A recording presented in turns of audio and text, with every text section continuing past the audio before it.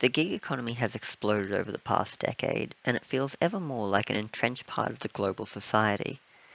It forms the starting point of our conversation this week as we discuss the appeals and dangers of the gig economy and hustle culture, as well as our personal places within it. Welcome to Pop Politics. I'm Damien Lewarden. I'm Rebecca Hills-Duty. And I'm Mitchell Ackhurst. And together we are Third Take. So, I feel like today's topic is going to give us plenty of opportunities to go all over the place and unpack all sorts of stuff. But I wanted to start with a very sort of high level discussion of the overarching topic, because it feels like everyone has a hustle these days. From Uber drivers to would-be podcasters, there's been a real diversification in our ability to produce, which has given people opportunities to produce in new ways. But the way I see it is hustle culture is connected in all sorts of interesting ways to the gig economy. So I wanted to start by sharing our thoughts on that. Mitchell, did you want to start? Yeah, it's tricky because there's a couple of interconnected attitudes that I think we probably all generally agree on, to be honest, because we're all in similar positions. But it starts with this sort of crafty, creative side, as you say, from people who want to be able to be their own boss, and you feel a bit like that when you're in an Uber, when you're driving an Uber, or people who would like to do podcasts, recording a show that everyone can listen to week by week. It's a creative, it's a crafty kind of a production. It's not just what you might say a lot of people in hospitality and in data management are, which is this mechanical kind of a job. So there's already a want in, I'd say, pretty much everybody to have that be your own boss, creative perspective. And the gig economy comes from our interconnected world these days offering such an opportunity. Because if you can find just the right people at the right places, then you can make a little money on the side. Which only becomes more and more important right now because minimum wage is a real shit show. Right now, especially people in our generation and the generations below are finding trouble getting work, or finding trouble getting work that allows us to have even a modicum of the lives that we've sort of been looking forward to or been told society will allow us to have. And so that creates this want to supplement your income with gigs. Some people even get all their income from freelancing, and I don't have that experience, so I can't really address that. But from a supplementary point of view, it is a little bit annoying and kind of scary in some ways that the hustle culture comes from numbers. It's all driven by the little margins that are created in the modern systems. And what we were talking about before the record is that those margins emerge out of different necessities that aren't being solved traditionally. Taxis replaced by Uber, newspapers and magazines replaced by websites, blog rolls and things. And the big problem there is it's worse for everyone when we can't support ourselves full-time or even part-time with these kinds of pursuits. And the people for whom it's better don't give a rat's ass. So the people who save money by no longer needing to pay for magazines or set up a brand new company to solve some sort of societal need and instead can rely on hustlers in the gig economy, that's all this it's this horrible self-perpetuating cycle of things becoming cheaper to do because people have fewer support structures and aren't expecting the kinds of sufficiencies of full-time or part-time work. Ultimately, it results in a world, or at least a generation, and that will lead us to a world, a generation, our generation, and the generations below, of people who are incredibly insecure when it comes to finances, mostly insecure when it comes to work, and we don't have the sort of voting power to solve this problem, even in a country like Australia where every single person has a vote. Like, this is a problem that is facing a generation, but it's not facing everyone in that generation because there are other people who have been made secure by other means, and so they're not as interested in solving the problem of the gig economy because they also benefit from it. I'm part of a group locally who we trade crafting materials for knitting, making jewelry, cross stitch, all that sort of stuff. And one thing that we have talked about is how often people are recommending to you that you should like monetize your hobbies. So I mean, especially during lockdown, when a lot of people took up hobbies or like retook up hobbies that had fallen to the wayside. So, and with crafting type hobbies, you end up with piles of stuff that you've made. I mean, I've got 2 boxes, like shoebox size boxes full of jewelry that I've made. And people are like, "Oh, you should sell that." It's like, okay, but at that point you have to not only be able to make the stuff, you need to be like an expert in marketing, you need to be able to create a website, you need to uh like know search engine optimization, you need to be an expert on social media and how to placate the all-seeing algorithm. And it kind of starts dominating your life. And at that point it's not a hobby anymore. It's not something that you're doing for enjoyment. So it starts like sucking your soul away the same way that a day job does. Especially when like it's very difficult for one person to be all of these things. And yet sometimes we're expected to if we're supposed to. Yeah. So, I mean, back in the olden days, it was like a case of like go to a local market or something and have a market stall. And maybe some people would buy your stuff. But now it's like you have to know all of this other extra stuff. And it seems like all of it costs money. Yeah, that's which the part kind they of don't tell defeats you. the point. Yep. And it doesn't matter if it's crafting or driving people around places or writing about video games. There's always going to be something you have to spend on. For example, I probably have twice as many consoles than I would have if I hadn't started writing about video games in 2016. I don't need every single console that is out there because I don't really like every single game that is out there. But for 5 years there, I had to be as up on my stuff as I could, spread myself around as much, because I had no idea what my next assignment would be based on. It's so weird because, like, as you said, Rebecca, there is this push to monetize our hobbies, but then there is that there's also that juxtaposition that it goes back to that same core idea, I guess, of to make money you have to spend money.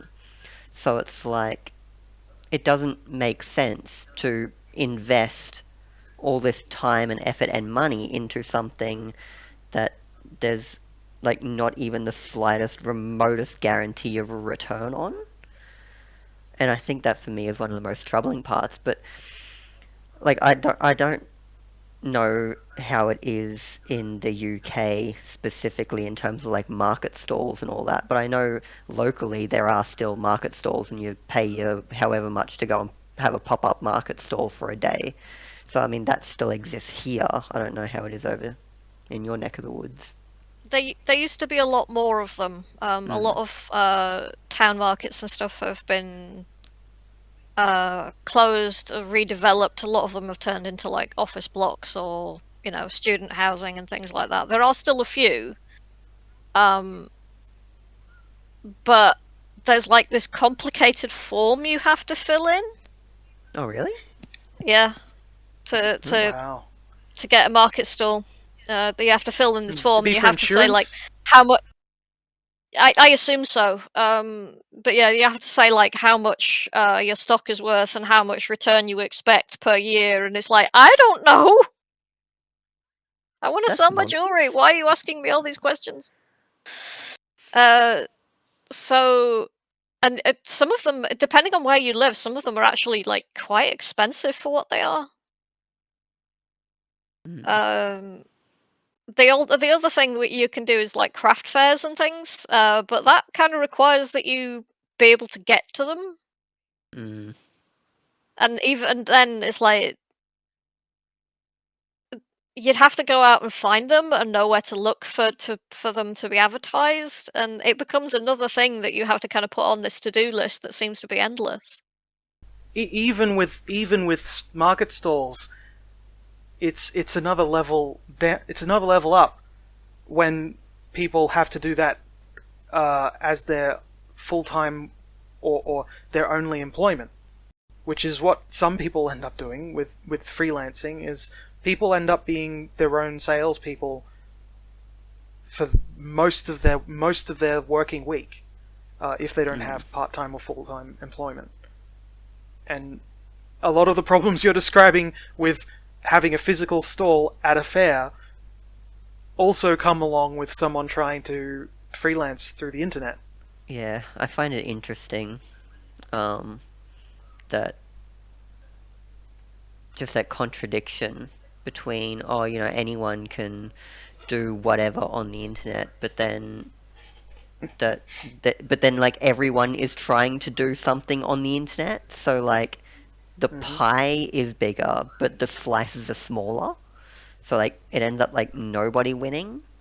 Because It's people's attention is pulled in so many different directions. yeah, like the generation below us, one of their hobbies is TikTok, and I don't think TikTok monetizes the same way that YouTube does, but I'm sure monetization is involved, and so for some people, their hobby becomes a way to live, because there are some people on a platform like TikTok who create content for their generation who make a lot of money from it. Not very many, but they're there. That's a hustle too, right?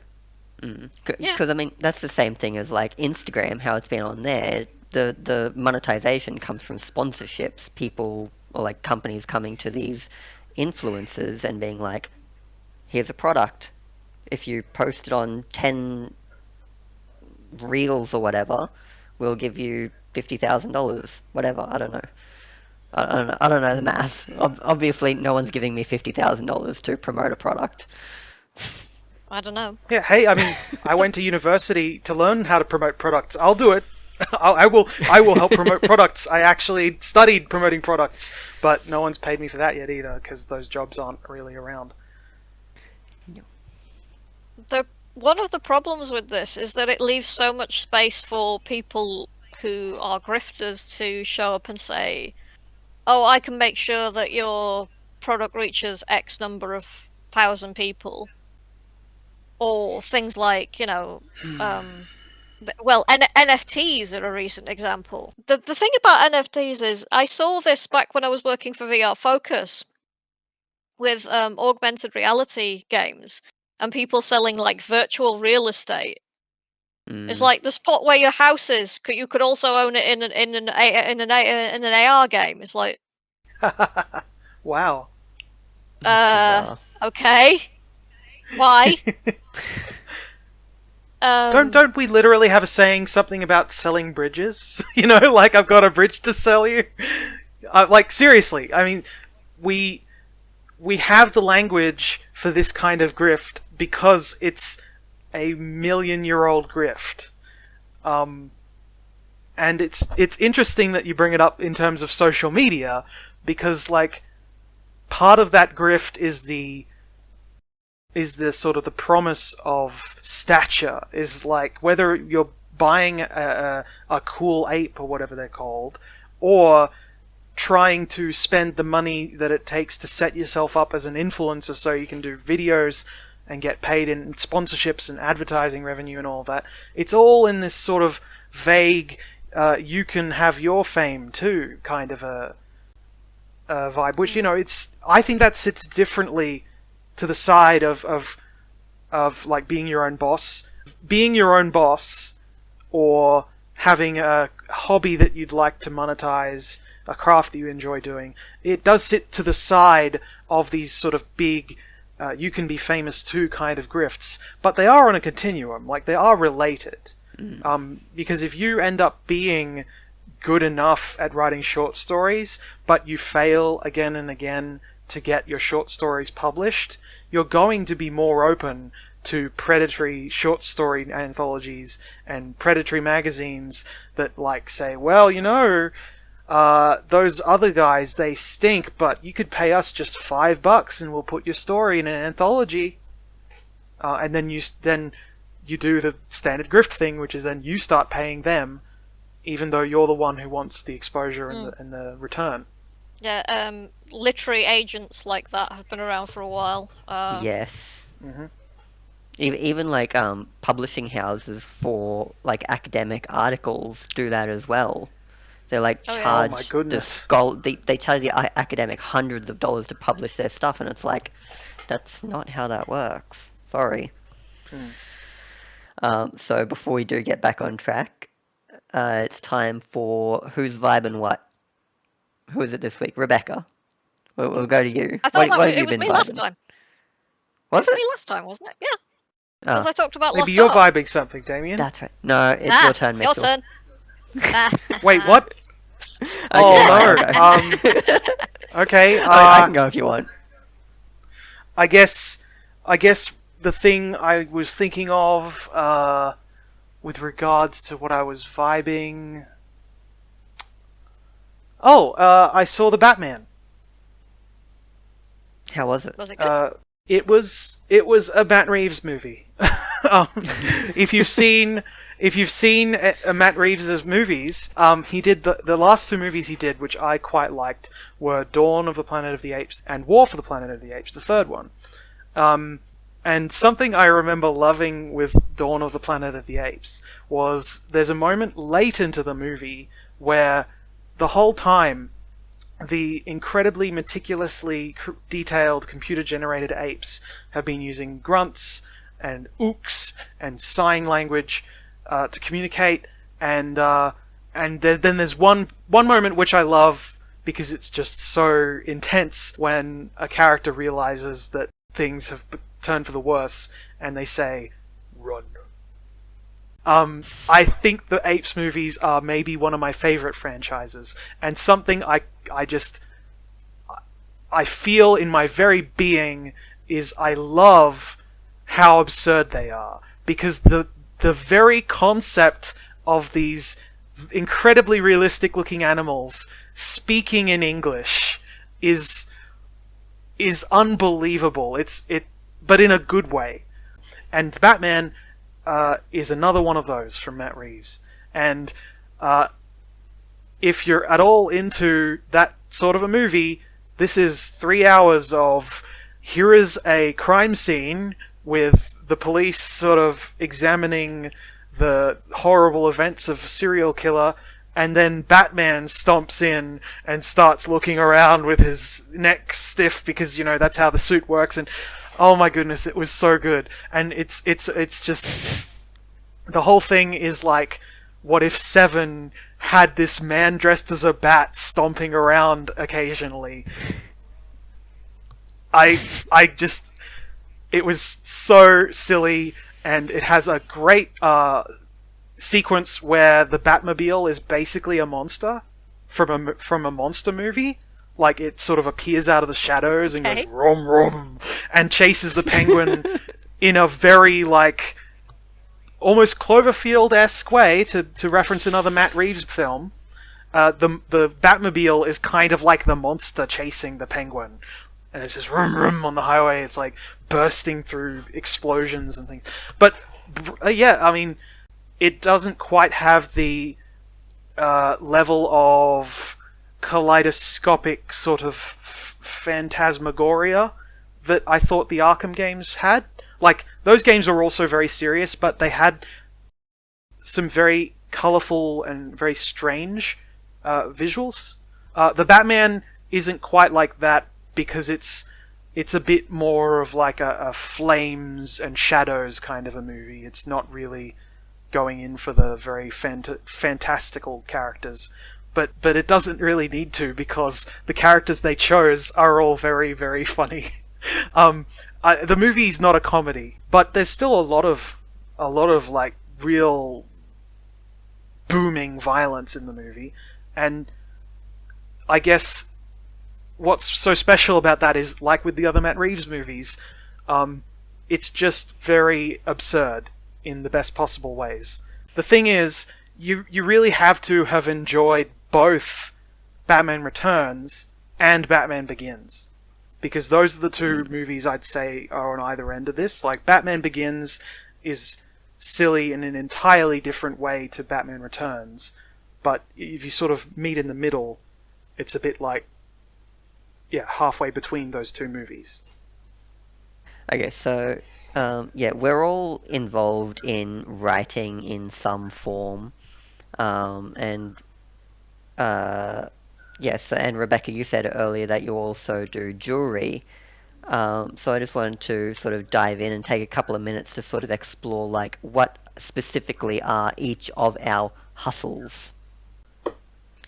So yeah, I make handmade jewelry. It mostly involves a lot of beads and jewelry wire. I make custom pieces. People have actually commissioned me for specific things. I made a Snow White themed necklace and bracelet for a friend of mine, just before Christmas. I've made a bunch of Halloween themed jewelry. I also do I knit things. I do it's a process called loom knitting, so it's a bit faster than regular knitting. Mm-hmm. But it's a bit more limited in the kind of shapes that you can create, because you're limited by the size and shape of the loom. If you give me a second, actually, I can show you a couple of examples if you like. Go for it. Yeah, absolutely. Why not? So yeah, this is one of the things I've made. It is a scarf, a Joker-themed scarf for my husband. And there is also Nice. another knitted thing, because I can make plushies. Oh, that's adorable. I do like Isn't it that. cute? Some of the jewelry I've made, that is it's Honk. magnetic hematite. So as you can tell, it keeps trying to stick to each other. Yep.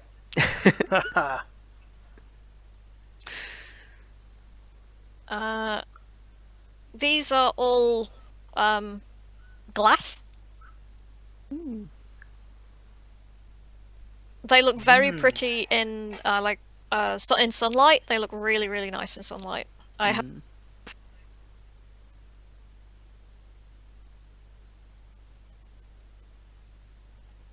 Stop turning the hardware switch on. Bracelet. That's cool. And then there's this. Is that jade? It's malachite, actually. Ooh. I'm available for commission. That alone is fantastic, that you're able to get that far. Oh, absolutely. And you also do writing as well, because you're contributing something to Lock On Volume 3. I am. Isn't that right? That's right. That's gonna be cool. Lock On Volume 3, which, like, was something ludicrous like 200% of its funding on Kickstarter. And yeah, I have a piece about Dreamcast VR, Dreamcast Online functionality. In that one, the VR thing was a different project that I was working on. Don't get confused. um, but yeah, the Dreamcast Online, the different hardware that it used and the different software that it used, some of which is quite obscure. So, you guys actually had like a really fun time with Dreamcast Online stuff because it was this like hilarious comedy of errors. Yeah, when you were telling us about it Yeah. a few weeks So ago. you'll Yeah. I hope you guys enjoy reading that section. And are you doing anything else in the writing sphere? Or Uh, yes, yes, no. but I'm not sure how much I can tell you about. Yeah, all good. Yeah, Mitchell, what You about know, you? Because I know that you were writing, like you started with us at Only SP, but you're which was not fun. anymore. Yeah.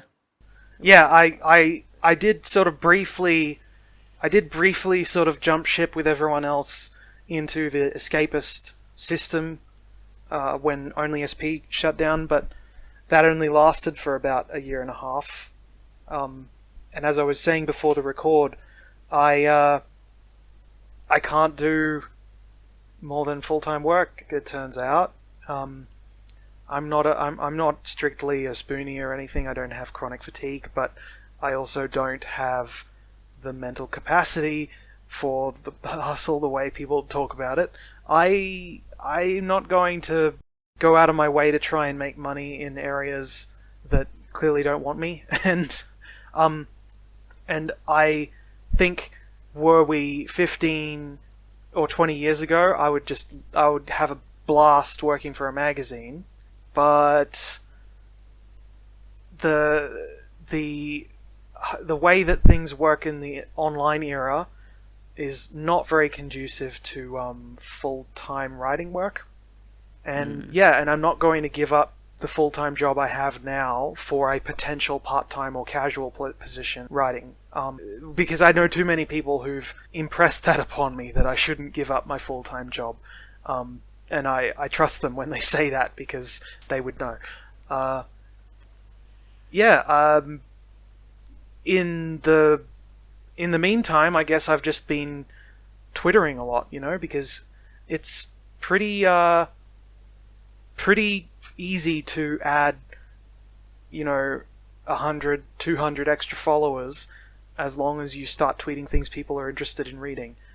So fingers crossed that just keeps sort of growing, because that could be fun. Like, if I get to a stage where I have enough followers, it makes it a lot easier to launch some of my longer form writing that I've been wanting to do. And doing that straight to social media instead of working for someone else and having a timeline that's required for pay and all that sort of thing. Doing it instead on my own through social media, I think, would be better. Which, that's further down the track because I'm not going anywhere right now with my work. Yeah, I've seen some people who do that so well, like engage social media and then use it to like fund Patreons and stuff, and like I'm so impressed by how they managed to do it. Like, Yeah. Because it goes back to what you were saying before. I think Rebecca was saying before about how it's not just about working; it's about doing marketing and all this other stuff alongside it, and that's a real talent. It's something that people in we were saying about being spoonies, and a lot of people in the kind of disabled community who only have limited time or limited energy, so they sometimes make things. But if it comes to trying to monetize these hobbies, because disability payments are a joke, especially in the UK. I'm not going to go into the politics of that right now, though. But then you run into this whole problem of how much time and energy you have to spend on that marketing. And if you're ill, then you don't have it to spare. And this is back to the whole gig economy thing. It's like, it's ridiculous to accept that the best way things could be is that everyone is in charge of their own business, because if someone is sick or just has chronic fatigue or something that prevents them from being able to do more than they are able every day, then we should have a system that enables them to do what they need to do, rather than a system that puts more on their backs than they can handle. This isn't just me thinking selfishly about what I would like to do for work, but also the stuff I can do, that if I were able to reach people who needed like managerial work done or something, and I could do a little bit of managerial work for a whole bunch of different people, you know, the equivalent of getting up earlier in the morning and doing the dishes before everyone else wakes up kind of work, because that used to be done all the time, everywhere, at companies. If you dissolve the companies and you rely on creatives themselves, then you get less created, because people don't have the time to themselves. They have to do everything else. And I know that's something that I've sort of come across personally, because I do have, like last year I had a full-time job. It transitioned to part-time this year because I chose that. And on the side, I'm doing work for Escapist. I'm doing book reviews for Aurealis magazine, which you guys know. I'm obviously editing these episodes. For which we are very grateful. You are most welcome. And then I'm also trying to, you know, write a novel and stories, and it's just so much. So even though like I was doing it last year, but even though I've reduced my workload at work to try to give myself more time to do these hobbies, because I consider them hobbies. I don't consider them things that I'm doing to get paid. Any pay I get is just a bonus. But so like even with all of that, it's like I feel constantly like I am on the verge of burning out. And because of that, it's like, because I know with Escapist, it's like I have been trying to do what I thought people wanted. And I think that's the big thing the big lesson that I keep learning and then not following through on, is this idea that, you know, if you're going to do this stuff on the side, it has to be stuff that you're actually passionate about, if to have the energy to actually put into it. So I've written about 2,000 words all year of my novel in 2 months, and to me that's like, well, what the fuck have I been doing that's all I've managed to do, you know? So I guess I wanted to. So I mean that's sort of like where I'm at now. It's transitioning away from what I think people want me to do to doing what I'm passionate about, that actually revitalizes the energy that I don't have after a day of work. So I guess I wanted to talk, and Mitchell, you said about burning out before as well. Like before we started recording, like you were on the verge of irreversible breakdown. So I guess I just wanted to talk about some of those, like the strategies we use to deal with that. Yeah, so I never intended to completely give up writing about games and movies. I also started last year and ended. I started both last year and this year losing a very close family member. That's not great for your mental well-being if you're losing close family members constantly. And so I think I had a lower threshold, so it did feel a bit like throwing in the towel, but I also didn't care. What I do care about is, like you say, it's much more satisfying and probably more healthy to do what you would like to do rather than what you think people expect of you. It's just that there are physical barriers to that, and video games are a perfect example of this, where it's like even just a critical perspective of having like reviews as often as you can write them is very intense and takes a lot of lost sleep in order to do well. And so you can easily kill yourself trying to keep up writing about games. Movies, it's not that dissimilar. I mean, I love the fact that movies take less than 3 hours to watch most of the time. So you can complete one and write about it and get ready for the next week.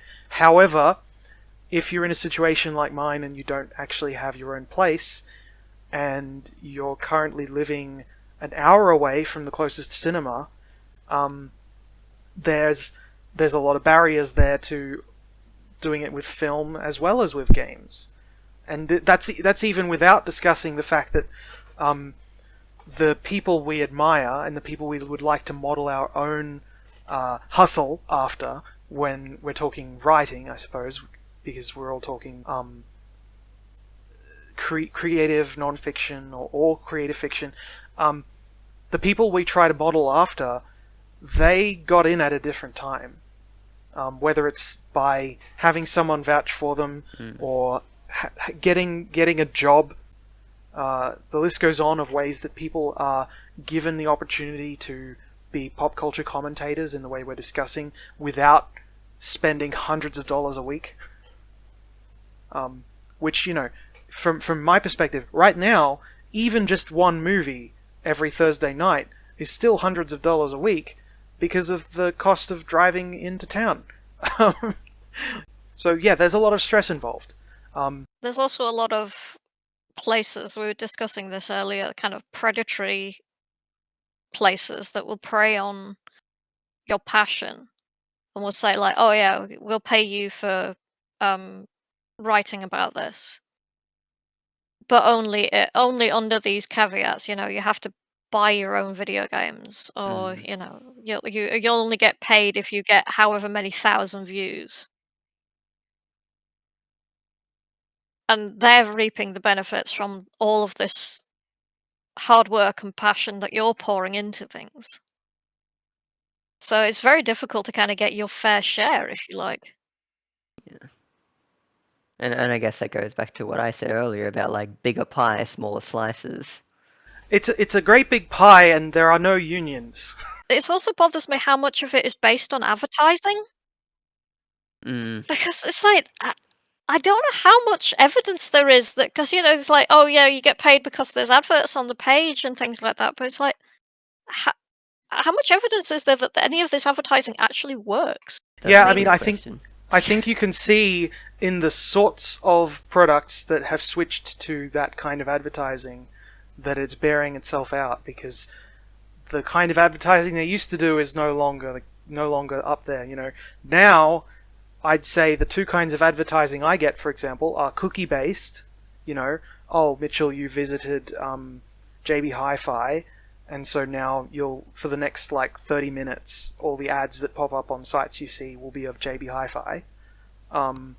Or it's like mobile phone games, which I guess mobile phone games have such a huge margin because they're just ridiculously successful, that the ads, whatever it is they can do to bring people in, even if it doesn't hit, you know, 90% of the population, it's worth it for them. And all the other things we used to see ads for, I think, are kind of going away because they've realized they just don't work as well. We've done this podcast as video from the start, and video is sort of in a position where if it talks about movies or books or video games, especially on YouTube, why we have terms like booktube, there's that integration of links and discussion where where a face will create a community of sorts, and there will be a fairly taut string, a fairly direct line between the community and the people selling the entertainment products that community is interested in. Authors going on BookTube is a big deal because the kind of people who buy and read lots of books and watch YouTube are all in on BookTube because they love that community and that discussion. And so, like, there's when something gets big on BookTube, it means it is actually going to affect the sales. And you'd think that would be the same with video games, but I think that that's got all sorts of strange caveats now because of Twitch and because of the copyright strikes that prevent people from showing certain games on YouTube, and the fact that you and I, Damien, we really love the written word, and I love reading about video games because people describing their experiences to me is just fun. Like, I think Rock Paper Shotgun's a great place. I haven't signed up for them yet, but that's because I'm still in the process of deciding which site I want to sign up for. There are several now that have their own payment options, but they do that, because how else are they going to pay their writers? Yeah. I hope you all contributed to the Kickstarter for Lock On, by the way. That's still up, isn't it? I had an alert for that. Sheepishly disappears off camera. Oh dear! Oh dear! I'm very disappointed in you both. The Kickstarter ended at the end of February. Yeah, I've actually never contributed to any Kickstarter, which I'm a tight ass. Extremely disappointed in you. Kickstarter has its pros and cons. It does, but it works as a funding model for this particular thing. There's a place for crowdfunding that doesn't have a limit like that, and I don't know. Would I pay $10 a month for a magazine that comes out once every 3 or 6 months? Probably, because I wouldn't have to worry about getting in under the deadline. I don't know. Patreon works for me. I like Patreon, and I'm interested in using Patreon for my own stuff. But that's because you can sign up whenever, and it just takes it every month.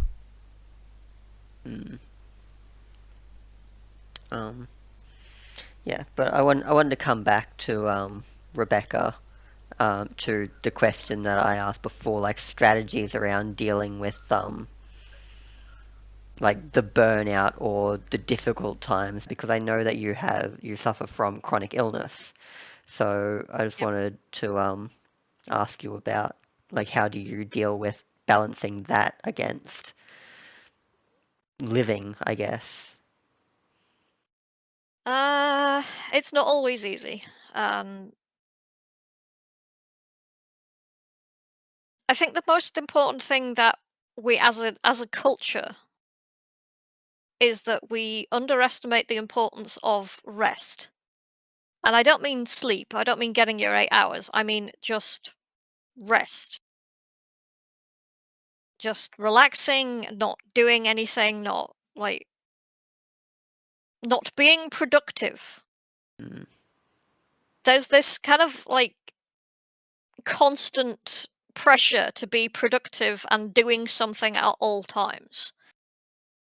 So if you are not working, you are supposed to be cleaning your house or, shopping or doing something that benefits society in some way. No, bullshit. If you want to sit and just on a sun lounger and just do nothing, cool. If you want to flop on the sofa and read a comic book, cool, go for it. Don't feel that you have to be doing something at all times. And let go of this guilt that if you are not working on a thing right now, you are a terrible person. And this is a really hard lesson to learn, and I'm still learning it. Because if you don't let yourself, your body and your mind rest, you can't do anything. And you will just make things worse for yourself. You'll just end up in this downward spiral. And what you were saying about things that you are passionate about.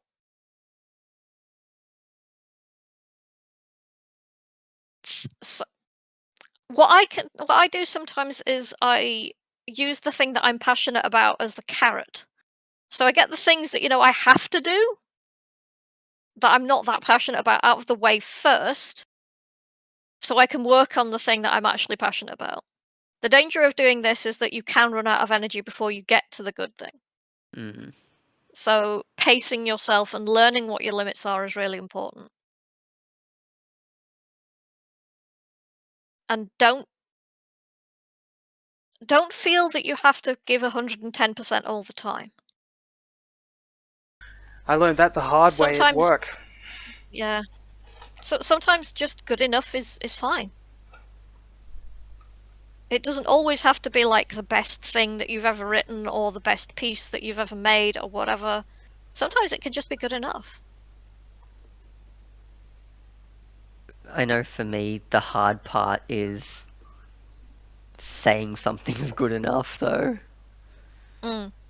You're It's- your own worst critic. Yeah. Yeah, that's the hard part. But I do so agree with everything that you just said. And honestly, unless either of you have anything else to add, I'm happy to end it on that note. Okay. Yeah. Sounds good. All right. So I mean, we've talked about your jewelry. Rebecca. We've talked about your jewelry. Mitchell. We've talked about your twittering. We've talked about all the things we do. So I don't think we need to plug anything else this episode. Say where So, where people can find us, though. oh yeah, that's a good point. You want to start? Yeah, I'm at Blazing Skies on Twitter if you want to follow me there. I'm at Polygon Native, which is all one word. And my name at Damien Lord because I'm boring as shit. We love you anyway. You're not boring. Thank you both again so much for joining me, and thank you for listening along to our nonsense. We will see you next week. Maybe. Bye.